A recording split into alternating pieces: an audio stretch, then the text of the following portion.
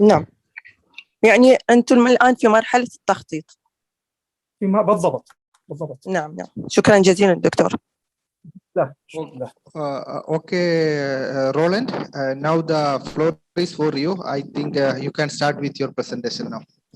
Yeah, so you can see my screen. Yes. It's super good now. You can good. You can start. Yeah, good. Yeah, so thank you, Yasser. Good morning to everybody, especially to the Iraqi POPs team. As you have seen now, Iraq has developed or is in the process of development PCB inventories, pesticide inventory, and has developed the first unintentional POP dioxin inventory. But in the beginning of the project, there was not, let's say, really a capacity building for the fluorinated and for the brominated POPs. During our project, there are some initial activities on fluorinated, on PFOS and on the brominated POPs, but no detailed inventory. So that will be rather for the implementation of the National Implementation Plan. Because the fluorinated POPs, PFOS and PFOA are very relevant for the Middle East with the oil production, as you will see in this presentation. We have chosen for today to have the PFOS and PFOA, and then later on the brominated POPs as the topic of the second day. So therefore, introduction to PFOS and PFOA and developing related inventory in this next presentation. So what is PFOS?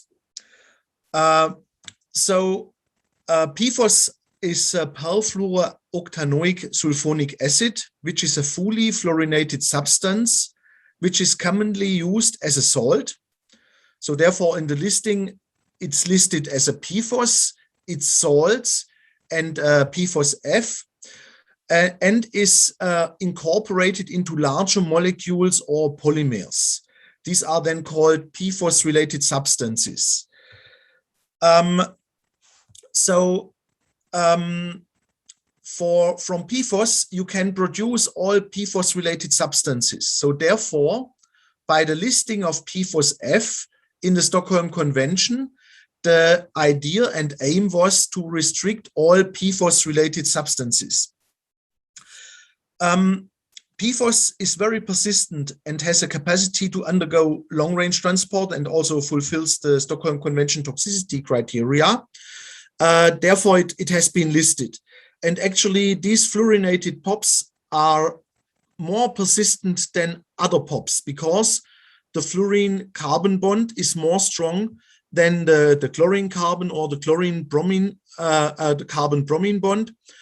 And we do not know natural degradation of PFOS or PFOA, for example, in groundwater or soil.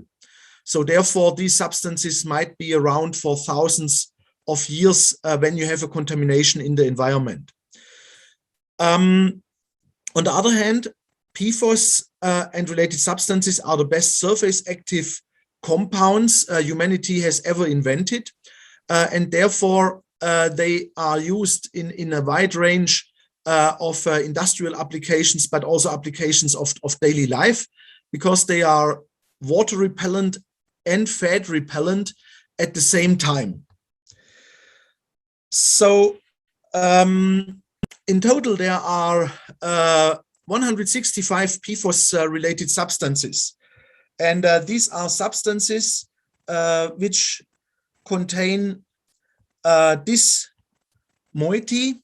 So you see here a C8 with sulfur and the two oxygens. And then here you can substitute it with more than 160 different other molecules. But when you degrade these molecules, finally, they will form again PFOS in the environment or in your body when it's metabolized or in sewage treatment plants, for example. So here, when you look to these covalent amides, these PFOS-related substances is volatile, and you can find it in the air. But most of so PFOS itself is water soluble, and up to 0.5 gram of PFOS can be dissolved in water. So therefore, this compound group are the first POPs which you can find in water and which are relevant for groundwater and drinking water, very relevant for groundwater and drinking water contamination. A large part of PFOS has been used for surface treatment. Here, for example, for carpets or paper, where you just link the PFOS part to polymer part on the textile or on the carpet, or for example, on paper. And by this, then the carpet or the furniture which is using this textile is water repellent or fat repellent. When PFOS has been listed in 2009, a wide range of acceptable purposes have been listed, and PFOS is the second POP after DDT which have been listed in Annex B. So acceptable purpose mean that for this application currently no alternative is available, at least in some countries. So in the beginning you see here a relatively long list, but over the last 12 years this list has been reduced. So today the only acceptable purpose which is still listed are insect bites which contain sulfuramide as an active ingredient for control of leaf cutting ants. But in 2009, there were a wide range of other acceptable purposes, including photoimaging, metal plating, firefighting foams, photoresist, etching, aviation, hydraulic fluids. But over the last years, they have been removed here as an acceptable purpose. And also, PFOS has been listed with specific exemptions. This means alternatives are available, but for some countries, they cannot have access to this alternative and cannot use these alternatives. So also here, a long list was agreed in the beginning and listed as exemption. Finally, today we have only two specific exemption. This includes metal plating, hard metal plating only in closed loops, and firefighting foams for Class B fires of liquid fuel fires. But in the beginning, PFOS was also listed with exemptions for coating for carpet, paper, textile, and leather. And interesting for your region, until 2019, PFOS was also allowed for chemically driven oil production and might have been used in larger scale in the Middle East region, in the oil producing countries. Before, even PFOS has been used in cleaning agents, polishes in cars and floors, waxes, for example, for ski, in paints and in cosmetics. So many open applications, but this was not exempted in the Stockholm Convention. But what you can see from these uses, because today rather other perfluorinated substances are used in these uses, not the listed PFOS anymore. These kind of uses are also relevant. And there was a recent assessment of cosmetics in the United States where more than 50% of the cosmetics contain fluorinated chemicals. It's always good to have as a background the total production and to understand at what time the huge amount of certain POP has been produced. For PFOS, you see the production has already started in the 1960s, increased very strongly in the 1970s and 1980s. And then here in the 1990s, there was about 4,500 tons production per year. Yeah, these are different calculations, but you see the different estimates are very similar. So in total, it's estimated that a little bit less than 100,000 tons of PFOS have been produced. including in addition 26,000 tons of production waste. In 2000, you see that the major production of PFOS has been stopped. And the reason of this is the 3M company in the US was the major or only a producer at that time. And when they stopped, the production really felt close to zero, and only a few Chinese company continued the production here of PFOS at a concentration of 200 tons per year. But since a few years, there is a CHEF project in China, and also China is at the moment phasing out PFOS, and soon we likely will have not any PFOS production. But what you see here, a large amount of PFOS have been produced and used before 2000. This means more than 20 years ago, and only low amount have been used in the last 20 years. Also relevant for the inventory considerations. So interesting to look to the total use in Europe of PFOS in the year 2000. In the year 2000, as you have seen, that was a major use year, the last one.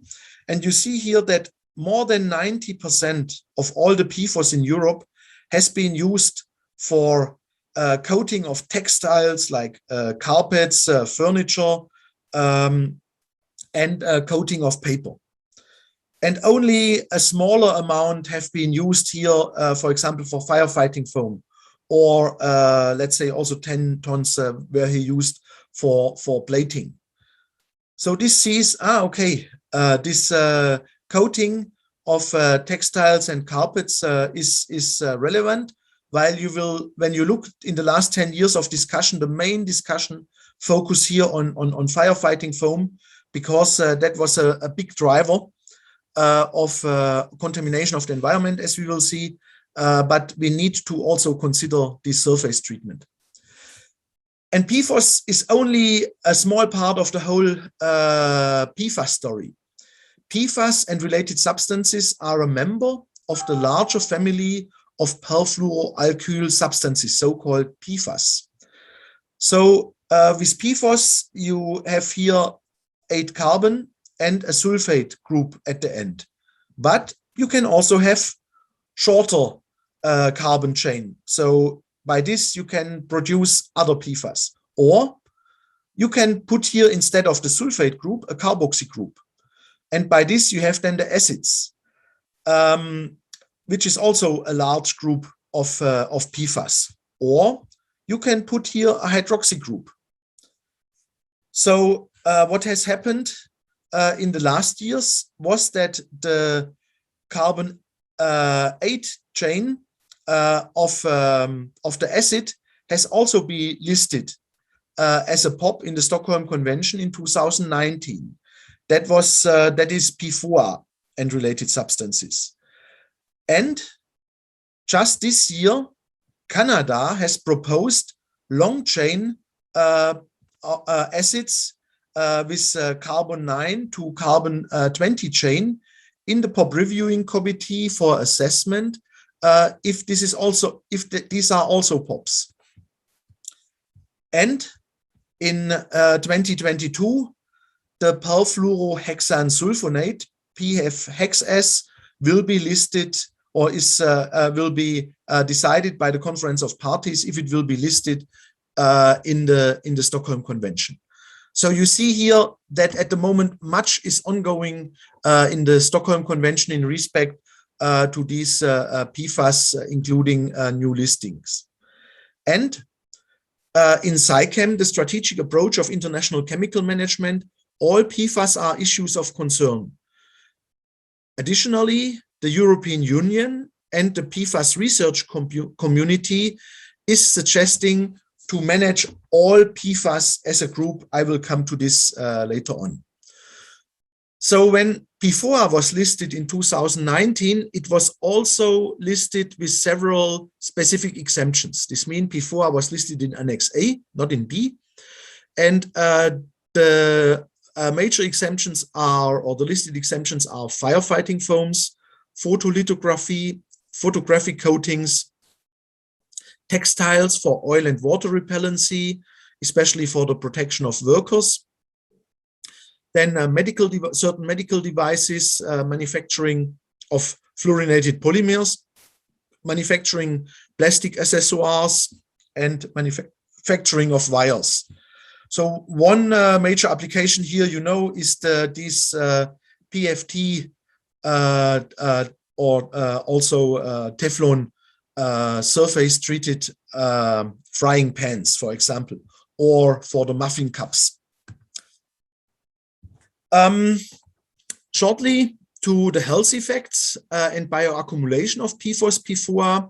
So PFOS, PFOA, also the hexasulfonate are bioaccumulative and biomagnifies. So the half-life in humans for PFOS is about 3.4 years, for PFOA 2.7 years, and for the hexasulfonate is 5.3 years. Also, they are water soluble. So here, these three PFOS and PFOA does not follow the classical POP pattern. So they do not accumulate in fatty tissues as the other POPs, but instead these fluorinated POPs bind to proteins. So therefore, these POP PFASs accumulate mainly in organs such as the liver, in kidney, brain, and spleen. In animal studies, PFOS and PFOA cause cancer, neonatal mortality, physical development delays, and endocrine disruption. Higher maternal levels of PFOS and PFOA were associated with delayed pregnancy. Higher PFOS and PFOA levels also reduce human semen, sperm quality, reduce testicular volumes. And you see here one of these studies. This is from Denmark in 120 young Danish men. So there the statistical significant difference in the percentage of morphologically normal sperms between young men with low PFAS concentration. So they had better normal sperms compared to those people with the higher concentration of PFAS and PFOA. They had a lower sperm quality. And you need to know that in Denmark, over the last 50 years, and also in Germany, Middle Europe, it has been found that the sperm quality has reduced by about 50%. And that, for example, in Denmark, about 10% of young Danish men are considered, in respect to sperm count, infertile. There are different reasons for that. So this PFOS, PFOA is not the only reason. There are other chemicals which are related and other factors. Yeah, but this is really critical and problematic. So therefore, over the last 12 years, the European Food Safety Authority reduced the tolerable weekly intake of PFOS, PFOA due to the updated toxicity. So here, in 2018, the EFSA reduced the tolerable daily intake for PFOS by a factor of 80 and for PFOA by a factor of 1,500. And in 2020, EFSA again reduced the tolerable weekly intake. And today, the levels are that low that a considerable share of the population in Europe and probably other world regions are above this updated European tolerable weekly intake. So therefore, you see from toxicity considerations, exposure considerations, it's very, very important to manage and control these chemicals to reduce human exposure. When you look here to the life cycle of PFOS, PFOA, emission sources, environmental transport, and finally to the exposure routes, important is PFOS, PFOA production.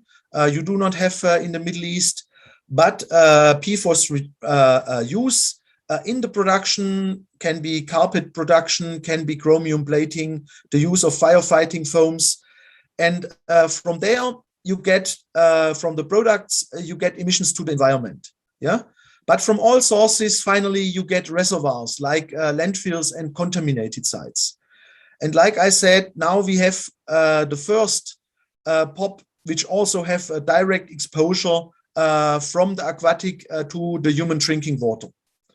Additionally, you have also accumulation in the environment. So the normal exposure pathway, like from animals and cattle, when they are exposed in the environment, also they can accumulate PFOS and PFOA. So you get also PFOS, PFOA from food ingestion.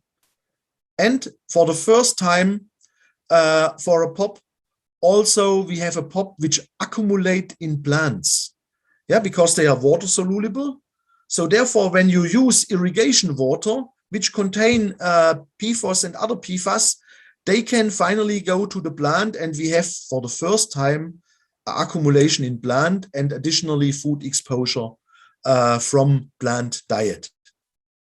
One example just here from rice, a study from Japan.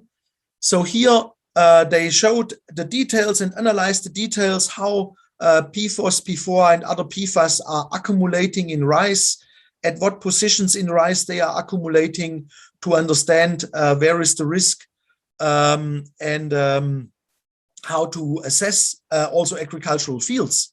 Because as you see, the last 40 years, PFOS, PFOA has been used. For example, finally, this end up in sewage sludge. And from sewage sludge, in many countries, the sewage sludge are used in agricultural field, or you use reuse of water for the watering of agricultural fields. Okay, coming now to inventory. So we have for PFOS also inventory guidance. And as for all industrial POPs listed in the 12 years, they have a specific structure, introduction to PFOS, then information on production and use of PFOS, and general inventory steps for PFOS. And after that, they have different chapters for the different uses, like industry or consumer market, or professional uses like firefighting foams or pesticides, or in the oil production. Unfortunately, for PFOA, which has been listed in 2019, no inventory guidance is yet available, but I know that it is under development. So for the inventory development of industrial POPs, in all the guidance in the last 12 years, we have a so-called 5-step approach, including planning the inventory, establish national inventory team, identify the stakeholders, define inventory scope and the work plan, then to choose the data collection methodology as step 2. Step 3 is collecting and compiling the data, and step 4 is managing and evaluating the data. Finally, step 5 is the inventory report, and Shireen afterwards will also go into more details. So therefore, I only go shortly to these steps. So important is a national inventory team, which includes multi-stakeholders, including governmental ministries, like those which are responsible for the environment, responsible for chemicals, and responsible for waste management, and the industry, because PFOS and PFOA are still partly used in industry. Then customs, the private sector is very important to get the data, and research and NGOs. So in step 2, the identification of the key stakeholders is done. And then in step 2, the methodology is selected. And also here for our inventory guidances for industrial POPs, you will always find a 3-tiered approach. The reason is that different countries have different capacities to develop inventories, and some small developing countries might not have the resources or do not have the time. And therefore, there is always the option, tier 1 is a desk study and consultation of stakeholders, And if there is not more time and more resources to do only a preliminary inventory of PFOS and PFOA, and for Iraq, in our national implementation plan, there were this kind of initial assessment and death study. So we have some information already for Iraq. Maybe they can share at the end after Shireen's presentation, maybe. Then tier 2 is detailed data collection, detailed statistics, going to interviews and questionnaires with stakeholders. And the tier 3 would be detailed site visit, do sampling and analysis.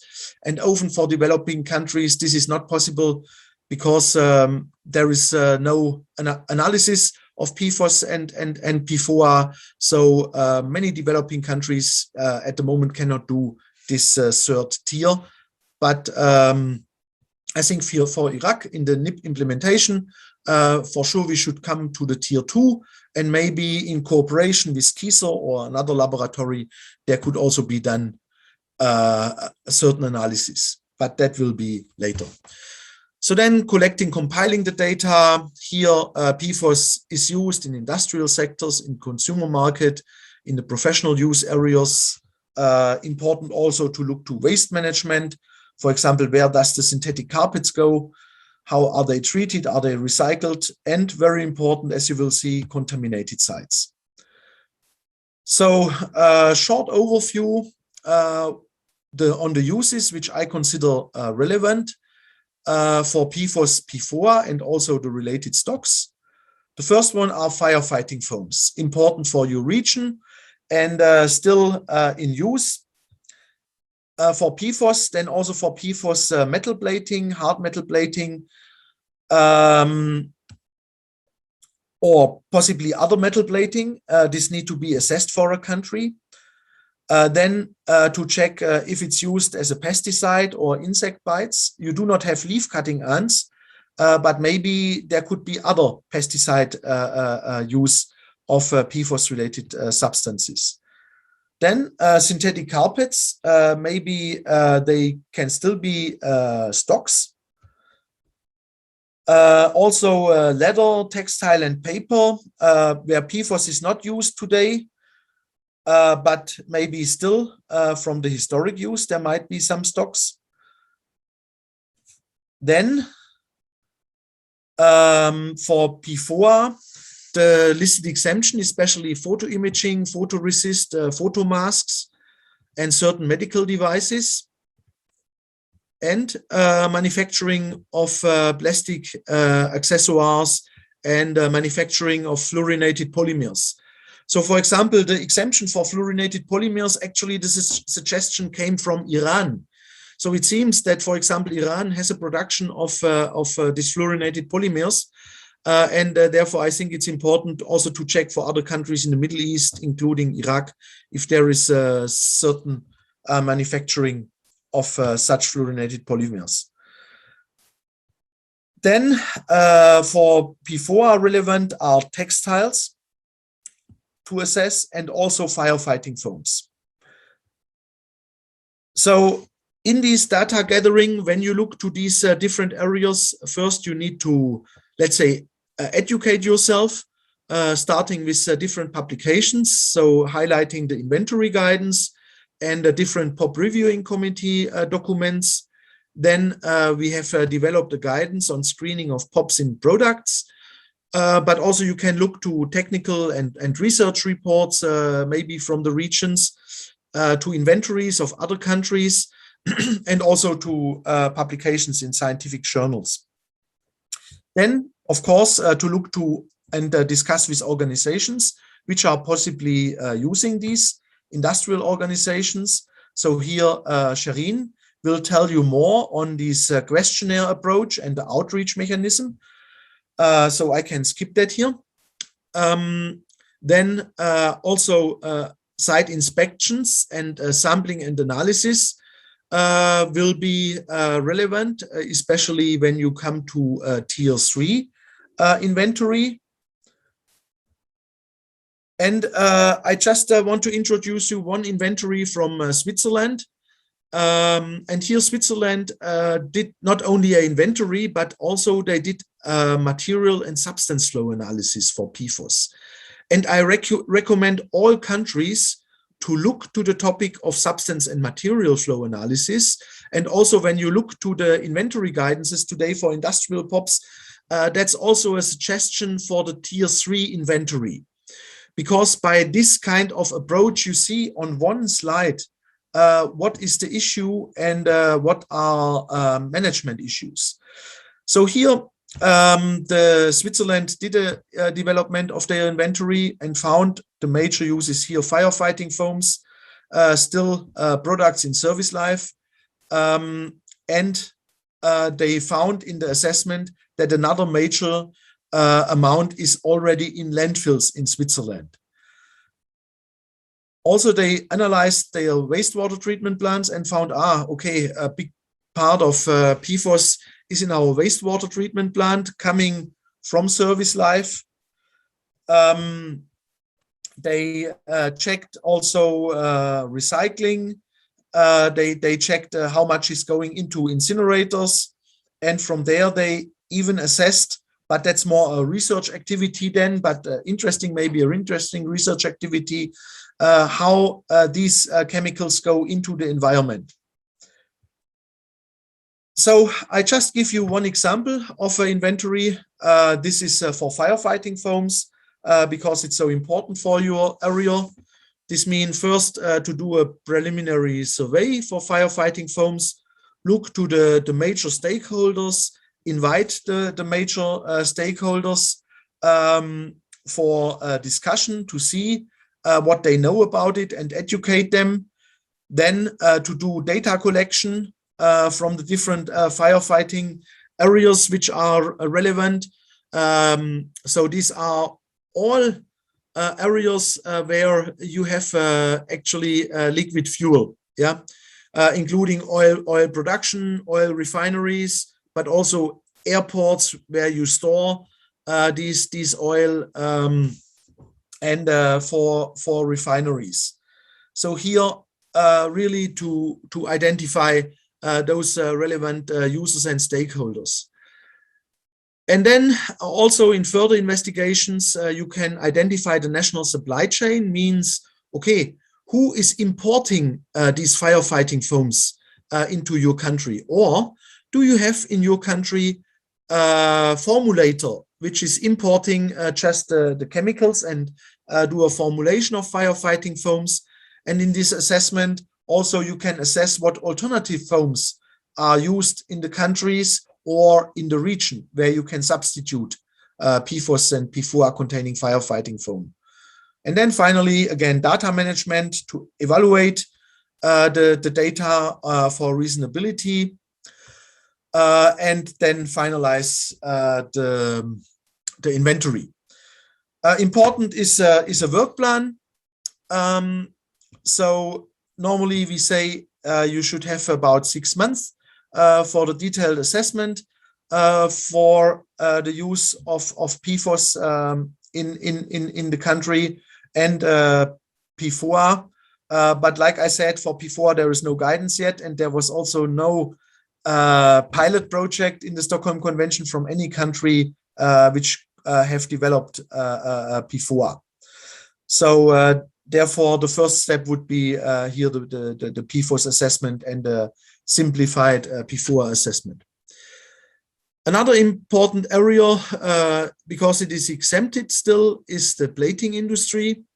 So here it's interesting to see if you have plating industry in the country, and then to assess how much is used and calculate by the percentage of the total amount of the use of these mixtures, and then the concentration of PFOS, how much is used in the country. I have looked for Iraq. Iraq had plating industry. You had big plating industry. It was destroyed during the war. So it is interesting to see if there is still plating, if they have recovered somehow, but also interesting to look if what has been used in the past from these plating industries and where they have disposed the waste. Another area relevant for some regions, especially here for Brazil, is for the insecticides. So here in Brazil and other South American countries, it's used for leaf cutting ants, but before it has also been used, for example, in China for other ants and for cockroaches. And it might have been used also, or could have been still used in countries for these non-exempted use. So it's important to one-time check with the Agricultural Ministry if these sulfuramide or Mirex S, as it has been marketed in Iraq, to see if there has been any use in the past. Also interesting here is to see what alternatives are used, for example, for cockroaches in respect to this indoor exposure of pesticides.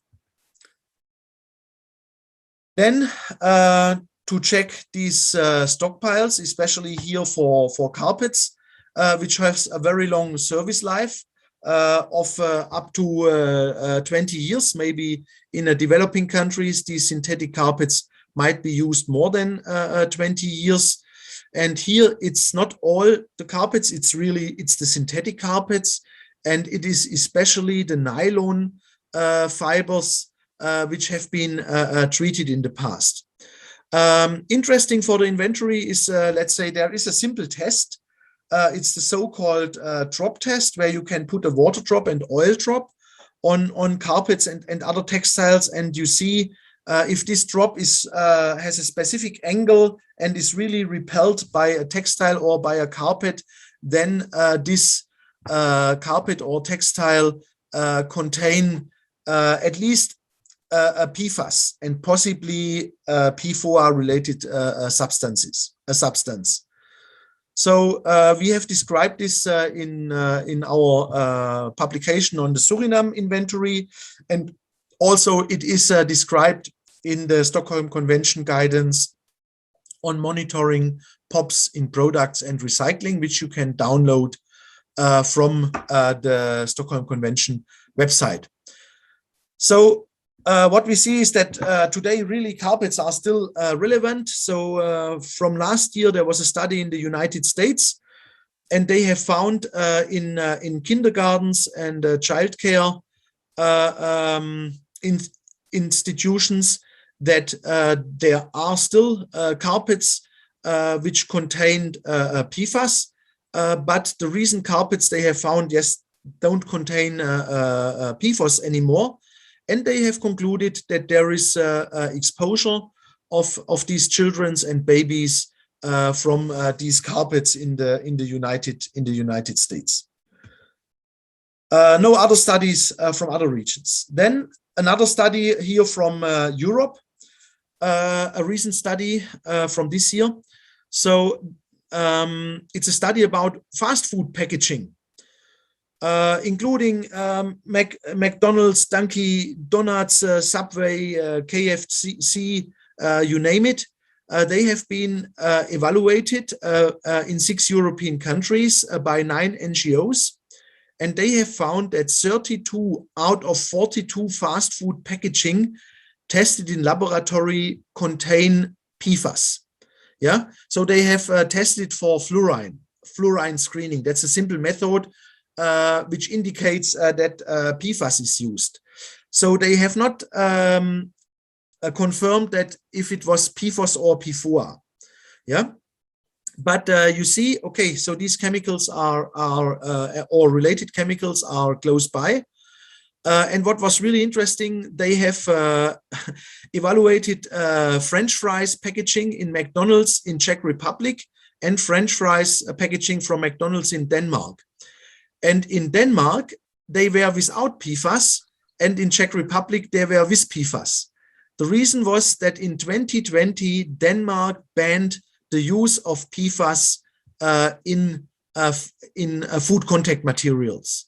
Yeah, so you see here also policy need, and while you will focus on PFOS and PFOA, it might be interesting to consider the European approach on looking broader to all the PFAS and exposure, which is not listed in the Stockholm Convention, but which is a SciChem topic of emerging concern.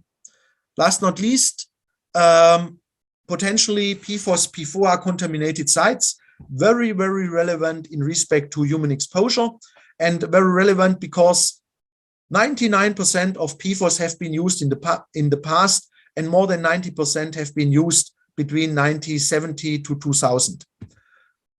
So sites potentially contaminated with PFOS and PFOA related substances are PFOS, PFOA fluoropolymers production and production sites and related landfills, sites of firefighting foam practice areas and firefighting of fires, including airports, refineries, oil storage sites, military areas, and other use of these so-called aqueous film forming foams. Then sites of fires where firefighting foams have been used, sites where PFOS and PFOA have been used in industry in the last 50 years, like plating, synthetic carpets, textile production, leather production, and certain paper industry. So these are specific paper industries. So this is not the general paper production. So you need to really check what type of paper has been produced. Then sites where PFOS, PFOA containing production waste has been disposed. This means many landfills today contain PFOS and PFOA, like synthetic carpets have been disposed in many normal landfills from the consumer goods, from municipal waste. And as you have seen from this inventory from Europe in 2000, the major amount of PFOS was used in paper, textile, and carpets, and most of them have gone the last 50 years into landfills. Yeah, so therefore, landfill is an important considerations, and landfill leachates and related groundwater contamination. The last 20 years, much focus on the assessment of contaminated sites have been focused on firefighting foams. So this is just one example from Germany, from a fire event where afterwards also the last 10 years assessment of the groundwater has been found. So all these fire sites where foams have been used in the last 50 years are potentially contaminated. And if PFOS, PFOA has been used, they are still there because they don't degrade in the groundwater and they don't degrade in soil. So one nice inventory has been done from Düsseldorf city, you might know, here in Germany, North Rhine-Westphalia. So they have found about 10 PFOS contaminated sites in their city, major from firefighting foams, but also some from chromium plating industry. And the largest contamination is here at the airport, yeah, where unfortunately they are water soluble. So yes, the firefighting foam has only been used at certain position here at the airport, but because it has been used in the last 30 years, so they have moved and contaminated here a drinking water well, contaminate here the Rhine River, different farms, and so on. Yeah, so it's a big task, and we have now for 10 years assessment of these sites, and since a few years now we have remediation with pumping. It's really challenging. The biggest inventory what has been done in the United States. So you see here, the US EPA has assessed 36,000 water samples in groundwater and drinking water, and has found that more than 6 million United States citizens are above the drinking water health advisory of the United States. And this was the United States have published this advisory in 2015. Afterwards, there have been this reassessment by the European Food Safety Agency and the Center of Disease Control from United States, and they have found that this health advisory of the US EPA is 10 to 100 times too high. So with this assessment today, rather 200 million US citizens would be above, let's say, a limit of 1 nanogram PFOS PFOA, which is considered at least some risks. So therefore, you see that a global systematic inventory and assessment of PFOS PFOA and other PFAS contaminated sites and the related human exposure is needed. That's one study which compiles releases from landfills, because each country, so many of these contaminated sites here in the US came from firefighting foams. Yeah. For China, we did a similar assessment. In China, we have found many of the contaminated sites also additionally come from industrial use, like these fluoropolymers. Also in the US, around the PFAS producers and the fluoropolymers producers, you have huge contaminated sites and contaminated cities. And additionally, we have here the landfills which need to be assessed in respect to groundwater contamination and the future release. So here in the assessment, important on the quantity, important on the groundwater situation and related contamination of drinking water when you do inventory of these contaminated sites in Iraq and in the Middle East, and especially for the Middle East, an assessment of the reuse and recycling of water. Yeah, because yes, you have water scarcity in your region, and therefore there is a specific risk for your groundwater and for your drinking water. Finally, an evaluation mechanism for all the data is needed to look for the gaps, to get an assessment of these data and check, for example, if the obligation of the Stockholm Convention is fulfilled. This means, for example, if PFOS and PFOA is somewhere used in your country in an industry which is not exempted, and if it's used, also you need then to register that use and to discuss with the industry if this use is necessary or if they can substitute this specific use. And the evaluation will be based for updating the NIP and development of the action plan for PFOS and related substances, and also for PFOA. And here gaps and limitations need to be included in the final inventory. And for this inventory development, as I said, for PFOS, we have developed guidance, and in the guidance, we also have different questionnaires, but this will be detailed, explained by Shireen afterwards. A last slide is that you see there is even a larger issue for PFOS and PFOA, and especially the major substitutes here, which are other PFAS. Today we have 4,700 PFAS listed. So that's a list of the OECD you can have a look at. And also the US EPA has compiled a list of all the chemical abstract substance numbers, CAS numbers, and they found that there are 6,300 CAS numbers related to PFAS. And when you look to the alternatives which have been used in firefighting foams, for example, but also in oil production, you see that often other PFAS are used from these more than 4,000 options. And this is the reason that the European Union Commission has decided in the European Commission Chemical Strategy for Sustainability Towards a Toxic-Free Environment to address PFAS as a group. So I give you here the link. It's, I think, quite useful to have a look at. And like I said in the beginning, also the research community came to a similar evaluation that these PFAS should be addressed as a chemical class in policy making and regulation. So also, like I said, SciChem has this approach. Yeah, thank you for your attention. Okay, thank you, Roland, for the wonderful talk. and I am welcoming the audience for the discussion. So it is a good chance to interact with Roland. So it's the floor is open for you now. Means for all the participants, whoever have the discussion, please raise their hand. And Roland is ready for the discussion. Yeah.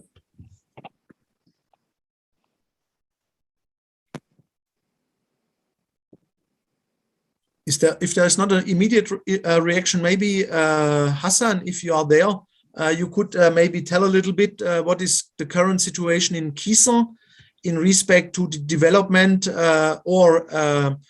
development of PFOS and PFOA analysis. Roland? Yes. Dr. Hassan has like some urgent meeting. Yeah, but so, maybe then you could tell. He will join with us later. Maybe he can explain in that moment. So someone has raised his hand. Amir, please go ahead. Okay, thank you, Roland, about your presentation. It's important information we now see because PFOS, it's one of the hazardous compound because it's widely used in the industry as we saw now. But unfortunately, we are not included in the NIP in Iraq. But inshallah, it will be included in the updating of the NIP the next. My question, you mentioned that the production of the PFOS, it's began, as I remember, in 1970. And the major production is American company. And it's stopped in product of this compound in 2004. So the range of production of this compound, it's decreased. And now just China product 200 ton. So that's mean we can, when we make our update of the NIP, we can focus of the PFOS in the products. I think, I think in Iraq it's not the major source of the PFOS come from industry in Iraq, but in the product we import, just like the textile or carpet or firefighting foam. Firefighting foam, yeah, exactly. So my question is, we should be focus about the PFOS in the product, or no, I mean, like I said at the end, I mean, product is one, yeah, where I listed, I mean, also for PFOA, I mean, these specific textiles, for example. But what is very, very, very important is the use in the last 50 years of the firefighting foams, yeah, in your oil production, in your refineries, and also possibly for the landfills. Yeah, and like I said, it has been used in oil production also. So therefore, also the historic use is very, very important for you. Yeah, exactly. Not only exactly. The current use. Yeah, exactly. We should focus about the PFOS in the products such as you mentioned, and the firefighting or in the landfill, because if since 2004 and until now, it's maybe 19 years, and it's all the product. If content, it should be waste now. As The interesting thing is with the PFOS. So in Europe, in 2011, we restricted the use of PFOS foams. Also, it seemed that Japan at that time stopped it. But now the new updated inventory of Japan, they found now so 2021 inventory and NIP of Japan, they found that there is still a large amount of PFOS firefighting foam in fixed installations. So fixed installations, for example, if you have your oil refineries you have a specific, maybe a specific system which, if there is a fire, automatically spray the firefighting foam. And for Japan, it seems that this firefighting foam has a shelf life of more than 10 years. So still there could be PFOS foams in use, and for sure it has been used in the past, and it has been used for trainings. So that mean, for example, if we estimate the firefighting, we should estimate the contaminated side of the use and the firefighting, and estimate the product. It's the old one, not the new one, because the new one, it's not contain PFOS. You know, China, so there might still be current foams containing PFOS, but they should be not much. Rather, they might contain some PFOA. And I mean, what you see in Europe, in Germany, for example, we are substituting all PFAS in firefighting foams. So there are today available firefighting foams which does not contain PFAS. So therefore, when you do your assessment of firefighting foams, yes, the current used or imported foams maybe do not contain PFOS and PFOA, but they might and likely contain PFAS. So here you could get a possible step forward, at least to inventory also the PFAS foams, and then to decide if you can and want to switch to non-fluorinated foams, as it is currently done in Europe. Okay, thank you. But I just have not what's the purpose of use PFOS or PFOA in the food packaging? You said that in Norway they found PFOS. What's the purpose about it? Yes. So I mean, first in the beginning you said about your NIP. So in your NIP, we already have a draft action plan for PFOS and PFOA. So we have a considerations, and at the moment the NIP draft is finalized, so you can have a look to that. Regarding the food contact material, it's really crazy. So like I said, the advantage of this PFOS, PFOA and other PFAS is that they can repel water and that they can repel fat. So when you have a pizza box or when you have a paper for a hamburger, the fat is repelled. So it does not suck through the paper. And so that's a reason this PFOS and PFOA have even been used in food contact materials.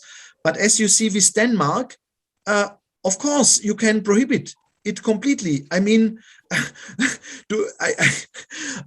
would anybody who knows that PFAS is in a hamburger packaging like to eat this hamburger? I am not really sure.